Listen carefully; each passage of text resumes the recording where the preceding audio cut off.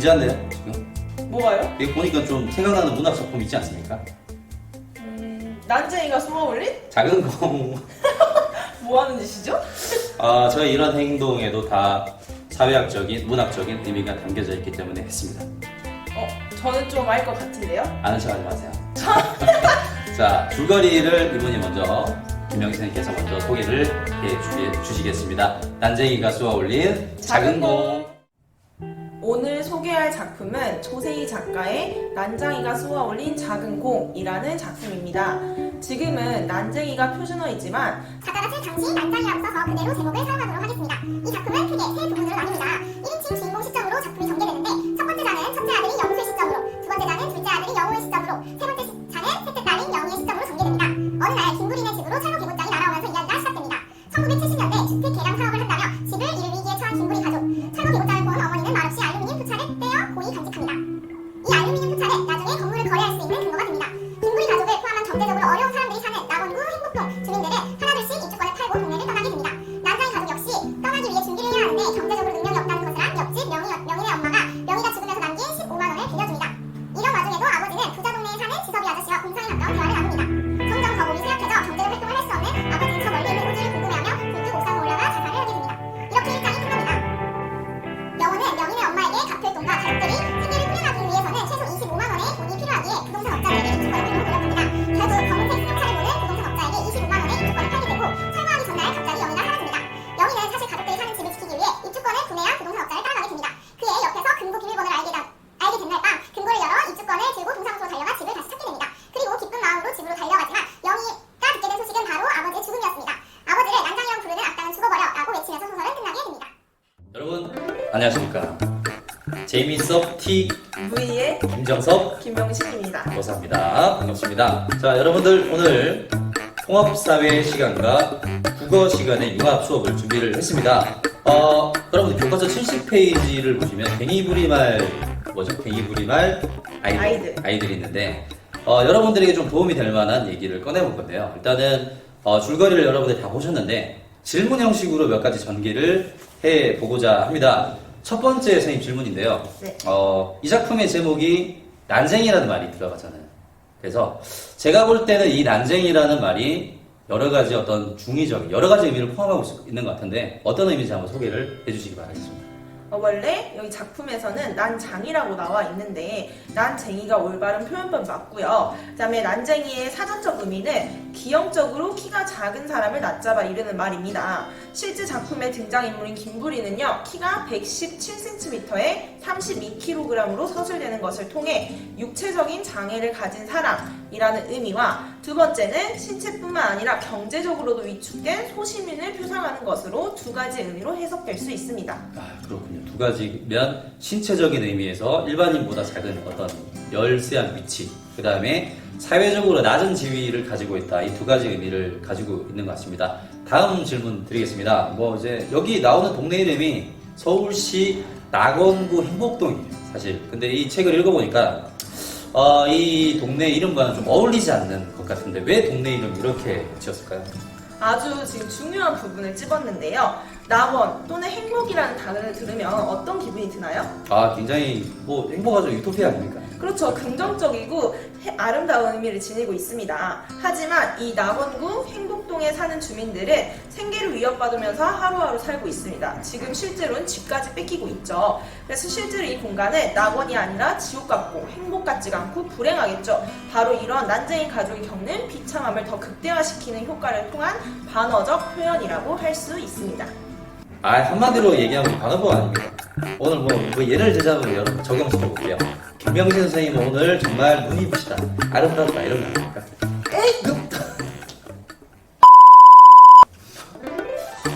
죄송합니다. 반어법에 다시 설명해 주시죠.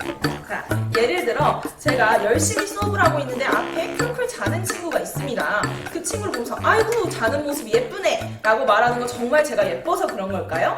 아니겠죠. 바로 이처럼 하고자 하는 말의 의미를 반대로 표현하는 걸 반어법이라고 합니다. 제대로 했는데, 예, 알겠습니다. 다음으로 넘어가시죠. 이 작품을 본격적으로 흘러가게 만드는 장치가 저는 철거 개구장이라고 생각을 하는데, 일단은 이제 철거 좀 받겠습니다. 좀 너무 아파가지고. 자, 방송을 위해서 이 철거 개구장에 대해서 설명을 한번 해주시죠. 자, 철거 개고장이란 말 그대로 불법 건축물이라는 이유로 오랫동안 정이 들었던 그 집을 자진 철거하라 라는 의미입니다. 그 집이 철거당하는 그 비극적인 구도를 통해서 비정한 자본주의 국가 권력 시스템과 그 앞에 무력한 도시 빈민자들의 모습을 극대화시키고 있습니다. 자, 그렇군요. 뭐 산업화, 도시화라는 게 오늘 그 통합사회의 주제인데요. 저는 이런 장면을 보니까 1970년대에 있었던 광주 대단지 사건이 생각이 납니다. 우리 광주가 아니라 경기도 광주인데요.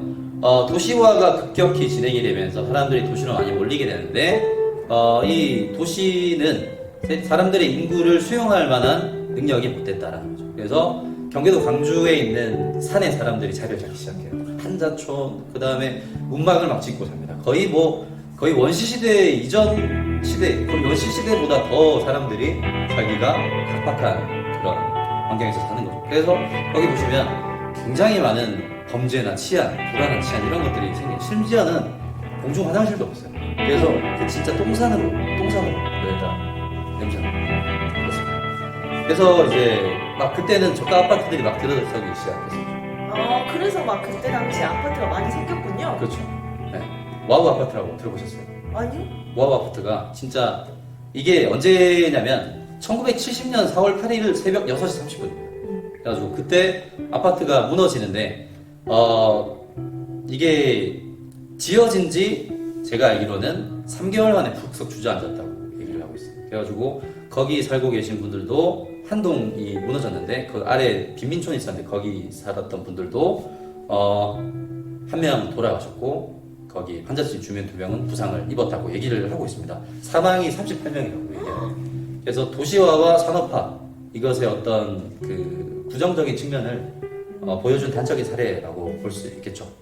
산업화의 전형적인 명암을 다 확인할 수 있는 사건이었네요. 네, 그렇다고 볼 수 있겠죠. 그럼 이제 네 번째 질문으로 넘어가겠습니다. 국회의원들의 공약이 상당히 재밌습니다. 이 소설을 보시면 국회의원들이 나와서 공약을 하는데요. 어떤 공약을 얘기하는지 좀 말씀해 주시기 바라겠습니다. 국회의원들이 등장해서 이런 연설을 합니다. 나공구 행복동을 살기 좋은 동네로 만들겠다 라는 말을 하는데, 실질적으로 살기 좋은 그 동네를 허물어서 아파트 단지를 만들지만 그곳에 살 사람들은 실제 낙원구 행복동 주민들이 아니라 바로 그 아파트를 구매할 수 있는 권력층이 살기 좋아진다는 의미겠죠. 결국 소시민들이 좋은 게 아니라 권력층이 좋아진다라는 의미가 내포되어 있다고 할 수 있습니다. 결국 이제 사회 구조적인 문제, 사회학에서 얘기하는 문제로 넘어가 보면 가난한 사람들은 더 가난해질 수밖에 없다라는 거예요. 그래서 가난은 사실 부끄러운 게 아니거든요. 왜냐하면 가난은 사회 구조적인 문제, 개인이 아무리 노력해도 그 가난에서 벗어날 수 없다라는 현실을 보여주고 있습니다. 그리고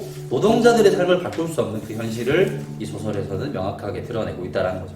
자, 그리고 이제 5번째 질문인데요. 여기서 입주권을 동네 사람들에게 나눠주고 영순에도 입주권을 받았잖아요. 그 입주권의 의미는 어떤 의미를 가지고 있을까요? 여기서 입주권이 굉장히 중요한 키포인트인데요. 입주권은 말 그대로 아파트가 건설되고 나서 나중에 이 아파트가 지어지면 그 아파트에 들어가서 살 수 있게 하는 권리를 준다는 의미입니다. 하지만 입주권이 있어도 아파트에 살 능력이 과연 난쟁이 가족에겐 있었을까요? 그죠? 없었겠죠. 만약에 그러한 능력이 있었더라면 난쟁이 가족이 힘들게 그 집을 지키기 위해 노력하지도 않았겠죠. 따라서 입주권은 낙원동, 행복동 주민들에게 모두 주어지지만 실제로 그 아파트를 살 만한 능력을 가진 사람들이 그 동네에 존재하지 않았기 때문에 입주권을 팔게 되는 현실을 볼 수 있게 됩니다. 아, 그렇군요. 근데 이제 이 소설을 급격하게 전개시키는 하나의 장치가 저는 철거 개고장이라고 생각을 하거든요. 철거 개고장이 날아왔을 때 인물들의 대응이나 이 반응이 서로 상이하게 달라지는 네. 갈등의 출발점인데, 철거 개고장의 어떤 문학적인 의미 한번 설명을 부탁드리겠습니다. 철거 개고장이 날라왔을 땐 크게 2가지 분류로 나눠집니다. 아버지, 어머니, 그리고 영수. 아무리 저항해도 결국에는 이 사회를 이길 수 없다는 걸 인지해서 자포자기를 하지만 이 영호, 둘째 아들 영호는 우리가 살던 집인데 못 나가, 안 나가, 우리가 왜 나가야 하는데? 라는 대사를 통해서 알 수 있듯이 집을 지키기 위해 표효하고 굉장히 저항적인 인물이란 걸 알 수 있었습니다. 그렇죠. 이제 사회문화 이제 여러분들이 진학을 하시게 되면 사회문화에서 얘기하는 기능론자와 갈등론자에 대한 얘기를 좀 해볼 수 있을 건데 아버지랑 영수는 수능을 하잖아요. 그 기존 시스템에 수능을 하고 그 기존 시스템에 맞추어 가려고 하는 적응하는 어떤 기능론자인 반면에 영호는 지배 집단이 가지고 있는 어떤 부당한 희소 자원의 배분에 대해서 저항하고 반항하는 성격으로 변해간다라는 거죠. 자, 그러면 이 소설에서 이제 부동산 업자가 등장해요. 굉장히 그 검은색 딱 승용차를 딱 타면서 딱 들어옵니다. 이제 부티가 나는 사람인데 이 부동산 업자에 대해서 한번 얘기를 해주세요. 이제 부동산 업자 같은 경우에는 말 그대로 사전적 의미는 건물이나 아파트의 권리를 매매하는 사람이에요. 근데 이제 막 지금 낙원구 행복동에 아파트 단지가 들어서고 있죠. 그래서 거기에 있는 가난한 주민들을 상대로 입주권을 매입하고 이를 값비싼 가격으로 부유층에 판매하는 역할을 한다고 할 수 있어요. 주민들의 생계보다는 자신의 이익을 위해서 앞다투어 입주권을 경매하는 장면을 통해 굉장히 이기적인 인물상을 파악할 수 있는 인물이었습니다. 네, 뭐 설명이 굉장히 필요한데 감사합니다. 긴장 좀 푸시고요. 자, 너무 떨리네요. 네, 그리고 원래 그래요. 자연스럽게 이렇게 보시면 됩니다. 알겠죠? 그냥 소니 저 장면을 보시고 네. 얘기를 해주시면 됩니다. 시세 차이 여러분들 이제 말 들어보셨을 건데 여러분들 그런 생각 많이 들 거예요. 과연 집값을 누가 올리나 했는데 여기 이 소설에서 나오는 부동산 업자가 올리는 거예요. 맞아요. 그러니까 네. 평소에 부동산 업자들이 그거를 서로 더 많은 가격을 주려고 계속 하는 장면들이 이 작품 속에서도 등장합니다. 그렇죠. 그래서 여러분들 우리가 나중에 좀 뒷부분에서 경제 시간을 배울 건데 애덤 스미스는 이런 얘기를 합니다. 보이지 않는 소. 그런데 사실 보이지 않는 소는 시장에게 모든 걸 맡긴다는 거예요. 근데 지금 시장에게 모든 걸 맡긴 결과가 어때요? 사실 치솟아 오르는 집값과 빈민층들은 가난해질 수밖에 없고 부자들은 잘 살 수밖에 없는 이런 구조를 이 소설에서는 여실하게 현실로 보여준다는 겁니다. 자, 그래서 이제 그 다음 인물입니다. 이 소설에서 가장 이제 순수한 인물이라고 불리는 영이라는 인물에 대해서 얘기를 해볼 건데요. 일단 어떤 인물인지 한번 얘기를 해주시기 바라겠습니다. 작품에서 영희는 집 앞에 펜지꽃이 피어있다고 나오고요. 영수가 영희를 설명할 때마다 펜지꽃을 닮은 영희의 눈에서 눈물이 흐른다 라는 문구처럼 항상 펜지꽃을 영희 앞에 그 미사 어구처럼 사용을 해요. 근데 선생님이 인터넷 찾아봤는데 펜지꽃은 굉장히 색감이 강하고 작은 꽃이라고 해요. 이를 통해 영희는 가난한 집에 태어났지만 굉장히 그 가난한 집과 어울리지 않게 예쁘고 아름다운 여성으로 표현이 됩니다. 아, 그렇군요. 마치 음지에서 핀 진짜 하나의 꽃, 네. 밝은 꽃. 맞아요. 그러니까 네. 별로 그런 데서 안 보일 것 같은 외모를 가진 여성. 그렇죠. 네. 그러면 이제 영이랑 부동산 업자와의 관계가 이제 뒷부분에 나오는데 그것도 한번 설명을 부탁드리겠습니다. 자, 영희는 이제 영호가 검은색 승용차를 탄 부동산 업자에게 입주권을 판매하고 그거를 이제 허물려고 한 예정된 날에 갑자기 사라지게 됩니다. 바로 영희는 이때 이 부동산 업자와 함께 떠나게 되는데 이 집에 애인 같은 관계로 지내면서 부동산 업자의 마음을 얻고 사실은 비밀번호 근거를 확인하기 위해서 그 집에 따라갔던 것이었습니다. 비밀번호 근거를 그걸 이제 알기 위해서 따라갔는데 그러면 이제 다시 영희가 집으로 돌아오잖아요. 네. 그러면서 이제 영희가 했던 말이 정말 인상이 깊은데 혹시 이제 육성으로 한번 해주실 수 있으세요? 혹시 육성? 네. 육성. 우리 아빠를 난쟁이라고 부르는 사람을 죽여버려 라고 말하는데요. 네. 목숨의 위험을 느꼈습니다. 네. 죽여버려. 굉장히 투쟁적인 의미가 있는데 그 순수했던 영희가 죽여버려라는 말을 할 정도로 어떻게 보면 저는 그런 생각이 들어요. 부동산 업자와 같이 생활했다는 것 자체가 순수했던 영희가 다시 자본의 어떤 굴레, 자본주의라는 어떤 산업 구조에 이제 때를 탔다는 거 어떻게 보면 자 한번 다시 얘기해 보시면. 저도 정섭쌤 의견에 굉장히 동의를 하는데요. 영희는 굉장히 펜지꽃같이 순수하고 아름다운 여자였는데 이제 집을 지키기 위해 부동산 업자 집에 침투를 하게 되고 금고를 열어 입주권을 뺏고 그걸 다시 가져가서 부동산에 자기 이름으로 집을 올려요. 그러니까 처음으로 난쟁이 가족은 집다운 집을 갖게 되죠. 근데 이를 통해서 막상 그걸 들고 집에 달려갔을 때 아빠는 죽었다는 이야기를 듣게 된 영희는 아빠는 신체적으로 나약하고 굉장히 소시민이라고 앞에서 설명을 했어요. 그래서 경제적으로 무능할지라도 이 영희한테는 굉장히 소중한 아빠였기 때문에 가족의 절대적 리더라고 표현해서 바로 난쟁이가 아니라 거인이다 라는 얘기를 하고 싶었던 거죠. 그런 거인을 바로 남들이 난쟁이라고 부르는 걸 통해서 악당이 맞다라고 저는 생각합니다.